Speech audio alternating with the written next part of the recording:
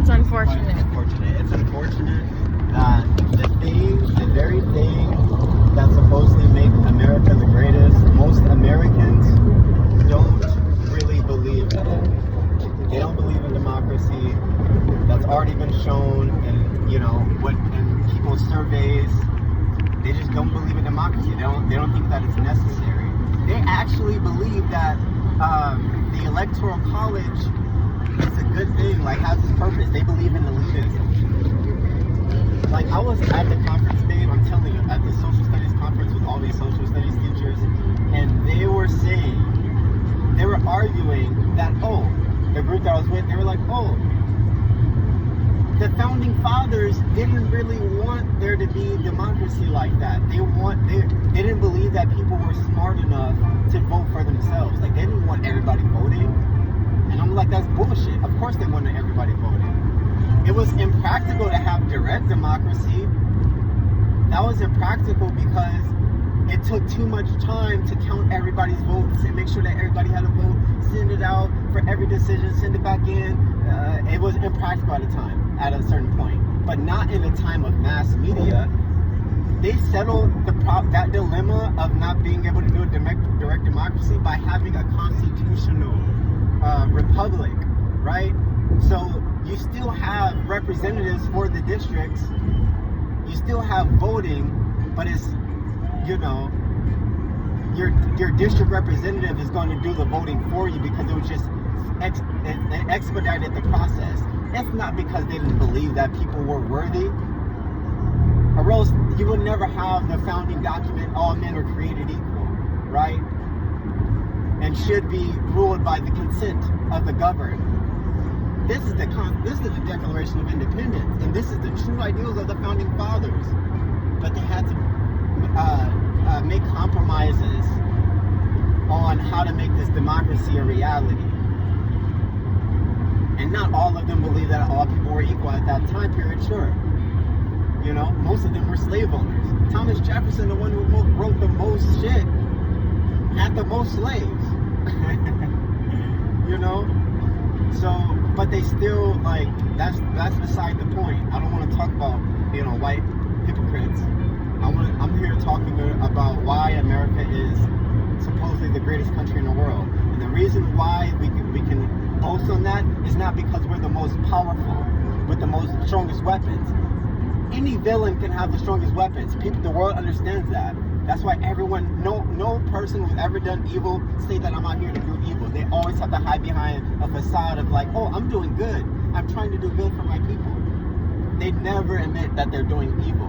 History lets them know their problem, right? Or revolutionary freedom fighters. But what makes America great is not that it's the strongest. What makes America great is that we claim to be the upholders of justice and fairness and equality.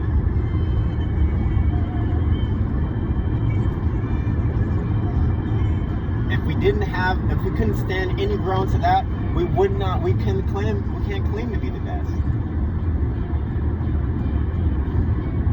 People run here because it's supposed to be a safe haven, right? Statue of Liberty is supposed to represent something peaceful, a refuge. It's not because we're the wealthiest and the strongest that makes us the greatest. It never has been. It's a cool cherry on top.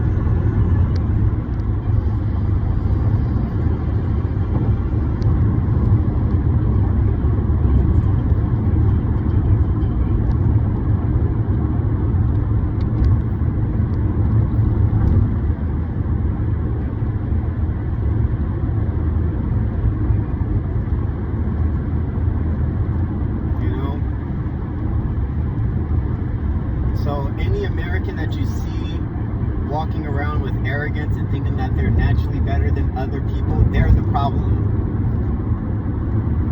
Thinking that they're more American than anybody else and they deserve more. You don't even know what it's supposed to be all about. You don't even know what makes America really great. You don't know why they chose Christianity as their main religion. What does Jesus say about who's going to be called the highest in the kingdom of heaven? It's those who serve the most. He who served the most will be called the highest in the kingdom of heaven. The servants? But people all around here walking around arrogant as hell. Like they deserve to, like what's really greatness is having the wealth to be served and the prestige to be served. You're opposite. You're the problem. You're the problem.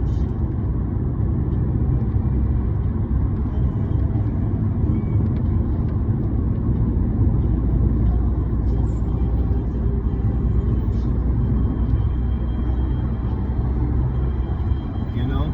And of course we know that, and it's not even racial. Literally, a white dude stopped today when we were driving, ran out of gas.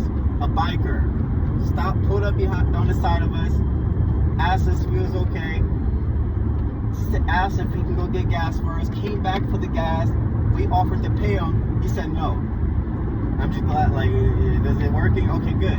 I'm glad. Boom, service. I had to say God bless you. Send him a prayer. Because that's the best thing I can do for him at that point. If you don't want money, I'm going to send you something better, hopefully. And it's a prayer.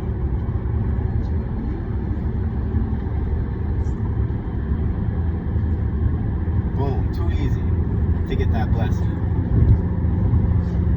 And that's what it's all about right there.